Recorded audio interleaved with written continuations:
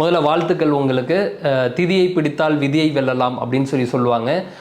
So அதோட அடிப்படையில் தான் இன்றைக்கி நீங்களும் திதி தேவதை வேணும்னு சொல்லி கேட்டிருக்கிறீங்க, அதுக்காக இனிஷியேட் பண்ணுறீங்க. பொதுவாகவே வந்து இந்த மாதிரி விதி சம்மந்தப்பட்ட விஷயங்களில் வந்து நம்ம ஒரு அடி எடுத்து நம்மளால் வைக்க முடியாது.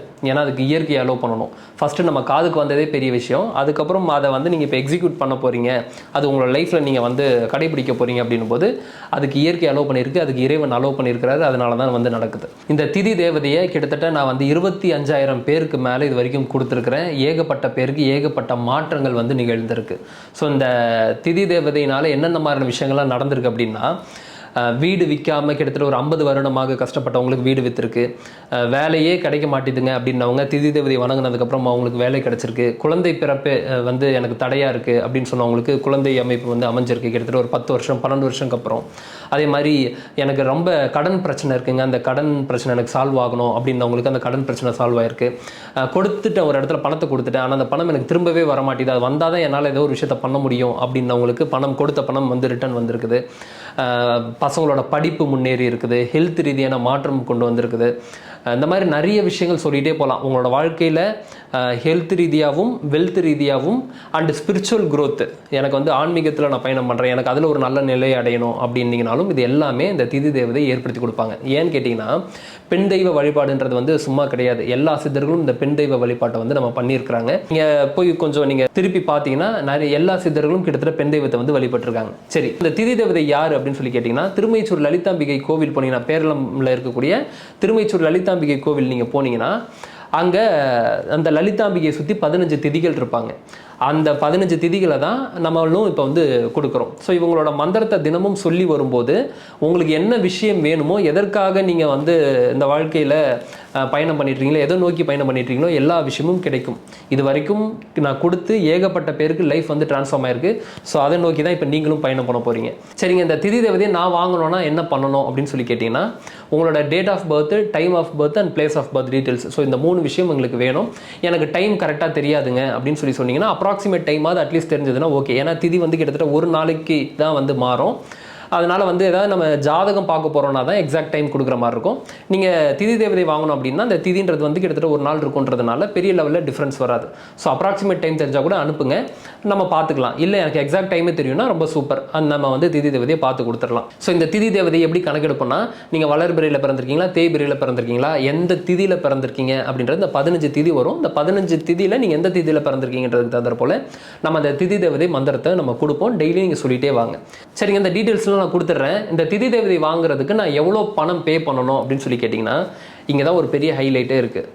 நீங்கள் பணம் வந்து உங்களோட விருப்பம் என்னவோ நீங்கள் அதை கொடுக்கலாம். இவ்வளோ தான் கொடுக்கணும்னு சொல்லி உங்களுக்கு டிமாண்ட் பண்ண மாட்டாங்க ஆஃபீஸில் இருந்து. குரு காணிக்கையாக நீங்கள் எவ்வளோ கொடுக்கணும்னு சொல்லி நினைக்கிறீங்களோ நீங்கள் அவ்வளோ கொடுத்துட்டு வாங்கிக்கலாம். இவ்வளோ தான் கொடுக்கணும் அவ்வளோ தான் கொடுக்கணுன்றது கிடையாது. அது ரொம்ப மினிமமான அமௌண்ட்டாக இருந்தாலும் ஓகே. இல்லை உங்களுக்கு குரு காணிக்கை எவ்வளோ கொடுக்கணும்னு நினைக்கிறீங்களோ கொடுத்துட்டு வாங்கிக்கோங்க. ஸோ குரு காணிக்கை அப்படின்றது வந்து நீங்கள் எனக்கு கொடுக்கக்கூடியது நான் பார்த்து கொடுக்கறதுக்காக. ஸோ உங்களோட டேட் ஆஃப் பர்த்லாம் வச்சு அனலைஸ் பண்ணி எந்த திதி வராங்கன்றதை மந்திரத்தையும் கொடுக்கறதுக்காக. இப்போ இந்த குரு காணிக்கை நீங்கள் கொடுக்கும்போது உங்களுக்கு வாட்ஸ்அப்பில் அந்த பிக்சர் வரும். அண்ட் வந்து அந்த பிக்சருக்கு கீழே வந்து அந்த மந்திரம் இருக்கும். அந்த மந்திரத்தை தான் நீங்கள் டெய்லி சொல்ல போகிறீங்க. சரி, இப்போ எனக்கு ஃபோட்டோ ஃப்ரேமாக வேணும் அப்படின்னா என்ன ப்ரொசீஜர் அப்படின்னு சொல்லி கேட்டிங்கன்னா, ஃபோட்டோ ஃப்ரேம் வந்து பார்த்தீங்கன்னா 6x8 இந்த சைஸில் வந்து இருக்கும். ஸோ இதை வந்து நீங்கள் பூஜை அறையில் மாட்டிக்கலாம், உங்களோட ஆஃபீஸில் மாட்டிக்கலாம், இல்லை வந்து நீங்கள் ஸ்டடி டேபிளில் வச்சுக்கலாம். ஸோ 6x8 இன்ச்சஸில் வந்து இந்த ஃபோட்டோ ஃப்ரேம் வரும். இதோட காஸ்ட் வந்து 550.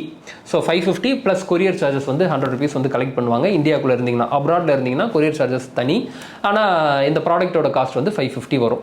ஸோ இந்த திதி தேவதை ஃபோட்டோவும் நீங்கள் வாங்கி வச்சுக்கோங்க. பெரிய லெவலில் மாற்றங்கள் வரும். இது வரைக்கும் ஏகப்பட்ட பேருக்கு கொடுத்து பிஸ்னஸ் ஒன்றுமே இல்லை அப்படின்றவங்களுக்கெல்லாம் பெரிய லெவலில் மாறி இருக்குது.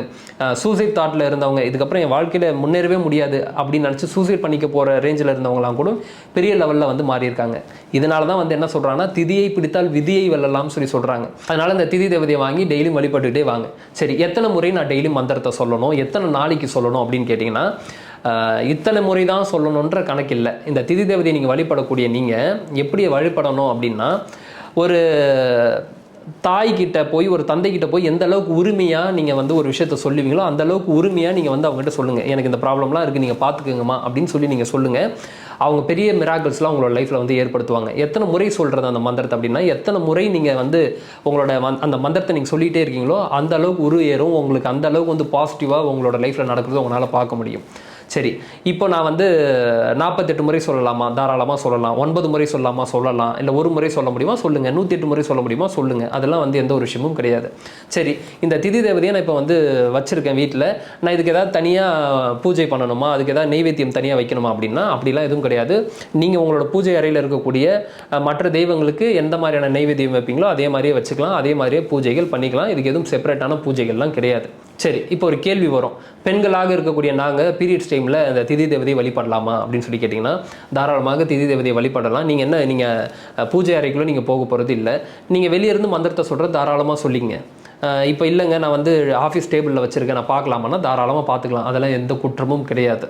ஸோ இந்த ஒரு விஷயத்தை நீங்கள் கடைப்பிடிக்கலாம். டெய்லி மந்திரம் சொல்லலாம். நான்வெஜ் சாப்பிடும்போது நான் சொல்லலாமா மந்திரத்தை அப்படின்னா தாராளமாக சொல்லுங்கள், எதுவும் குற்றம் இல்லை. ஸோ இந்த திதி தேவதையை நான் எப்படி வாங்குறது அப்படின்னு சொல்லி கேட்டிங்கன்னா, நம்மளோட ஆஃபீஸ் நம்பருக்கு கான்டாக்ட் பண்ணி உங்களோட date of birth, time of birth and place of birth details அனுப்பி நீங்கள் திதி தேவதையை வாங்கிக்கலாம். அண்ட் நீங்கள் பே பண்ண அந்த குரு காணிக்கையோட ஸ்க்ரீன்ஷாட்டும் அனுப்பிடுங்க. ஃபோட்டோ ஃப்ரேம் வேணும் அப்படின்னா எக்ஸ்ட்ரா பே பண்ணி நீங்கள் வந்து வாங்கிக்கோங்க. ஸோ இதுதான் ப்ரொசீஜர்.